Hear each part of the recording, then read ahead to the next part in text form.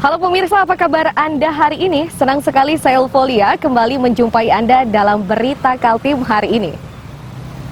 Sejumlah berita aktual dan menarik telah kami siapkan untuk Anda dan berikut 3 berita utama Kaltim hari ini.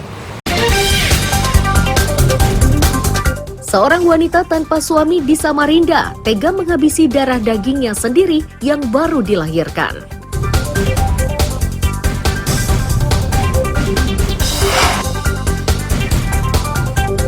Jebolnya tanggul penampung air yang diduga milik salah satu perusahaan pertambangan di Samarinda kini ditangani polisi. Pembangunan hotel di ibu kota Nusantara Sepaku, Penajam Pasir Utara ditinjau Presiden.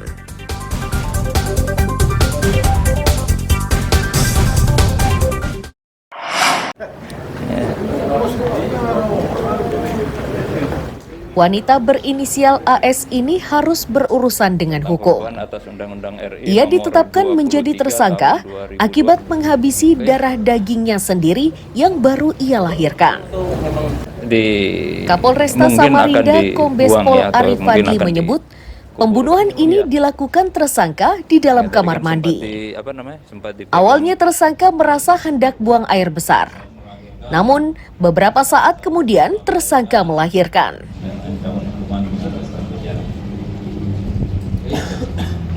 Tersangka akhirnya menghabisi darah dagingnya sendiri karena malu sebab bayi tersebut terlahir tanpa ayah.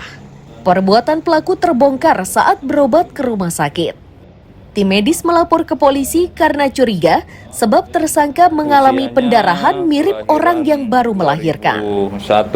Berarti 2 karena ini kan hasil hubungan gelap ya dengan. Jadi kronologis peristiwanya ini bahwa awalnya tersangka ini hamil yang selama masa kehamilannya tidak diketahui oleh keluarganya, baik orang tua maupun saudara-saudaranya. Kemudian pada malam kejadian tersebut yang bersangkutan mengeluh merasa sakit perut dan pada saat di kamar mandi ternyata keluarlah atau melahirkan bayi tersebut.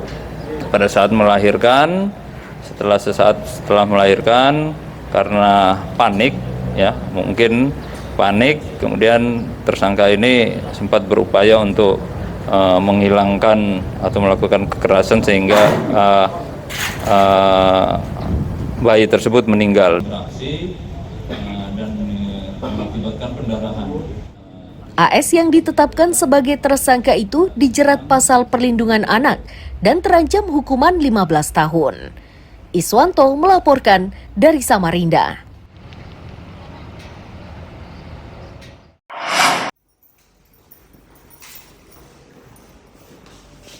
Pria yang digelandang polisi Polres Kutai Barat bernama Harmoko. Ia ditangkap akibat kepemilikan 1 kilogram daun ganja kering yang didatangkan dari Sumatera.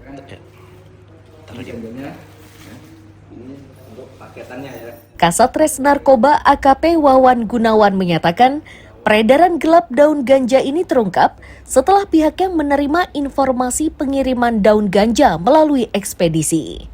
Untuk mengelabui petugas, tersangka sengaja memalsukan alamatnya. Namun begitu, polisi cukup jeli. Beberapa polisi menunggu hingga 2 hari tak jauh dari kantor jasa pengiriman tersebut. Pergaris. Nah, terus itu deal? Ya, deal. COD ya? Terus kali kami Satreskobra Polres Kutai Barat mendapatkan informasi dari masyarakat bahwa ada kiriman paket melalui salah satu ekspedisi di Kutai Barat. Kemudian kami melakukan penyelidikan mulai hari Minggu sampai dengan tadi pagi pukul 9.30 kami mendapatkan seseorang laki-laki berinisial HM mengambil satu paket di ekspedisi di daerah Siloak Darat.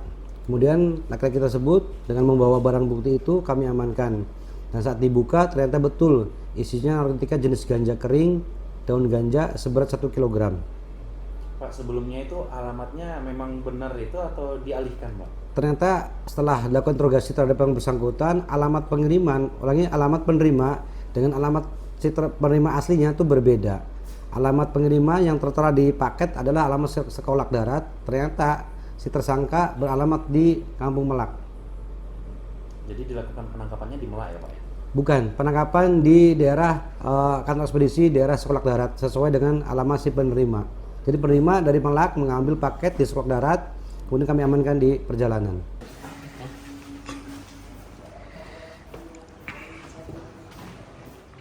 Harmoko yang telah ditetapkan menjadi tersangka itu terancam hukuman 20 tahun penjara. Danis melaporkan dari Kutai Barat.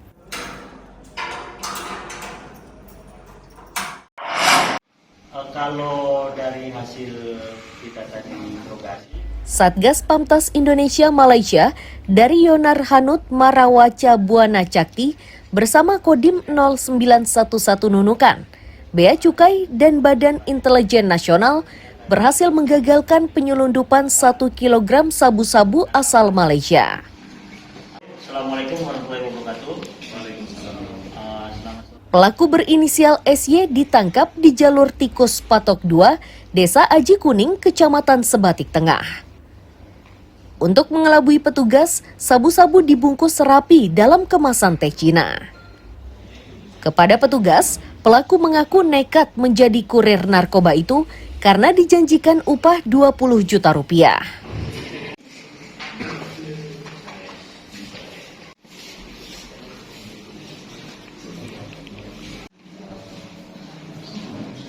Ini memang dari pagi sudah kita mulai, apiter sudah kita sebar masuk ke jalan-jalan tikus, kemudian kita dengan kodim sweeping di pos Aji Kuning.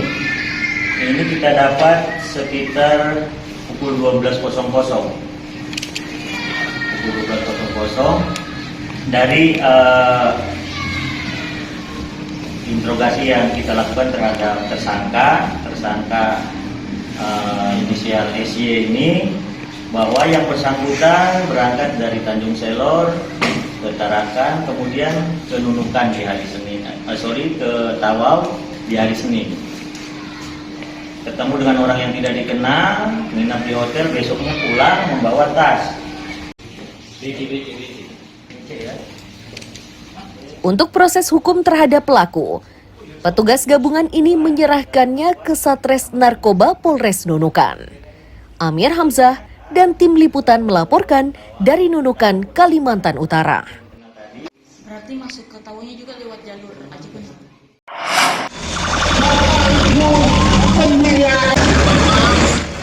Seratusan truk, mobil perjalanan dan angkutan kota Rabu siang ramai-ramai mendatangi kantor Bupati Kutai Timur di Bukit Pelangi Sangatta. Ini mereka lakukan untuk menagih janji Bupati terkait penertiban penimbun dan penjual BBM eceran.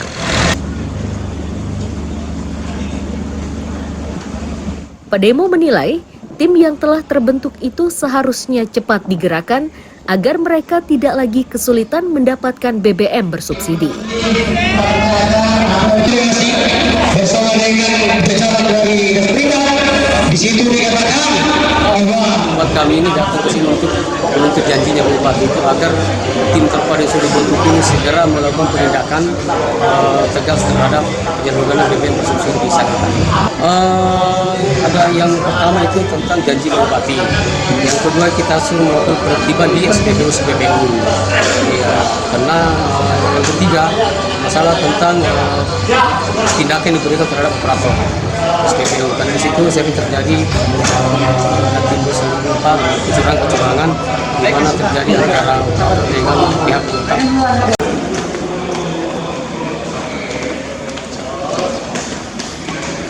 Pihak Pertamina yang ikut dalam pertemuan antara pedemo dan pemerintah Kutai Timur memastikan BBM yang disalurkan sudah sesuai aturan yang berlaku. Jika ditemukan pelanggaran oleh pengelola SPBU, sebaiknya dilaporkan ke Pertamina agar bisa diberikan tindakan tegas.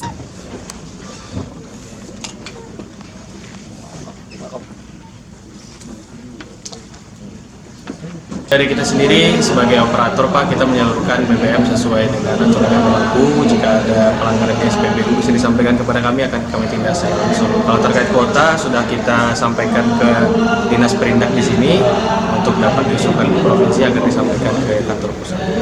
Intinya dari pertemuan hari ini kita menerima masukan dari tim Organda, Permata ataupun asosiasi travel. Semua masukan kita terima, semua aduan kita terima. Insya Allah akan kita tindak lanjut di lapangan terkait dengan sistem yang mereka sebut.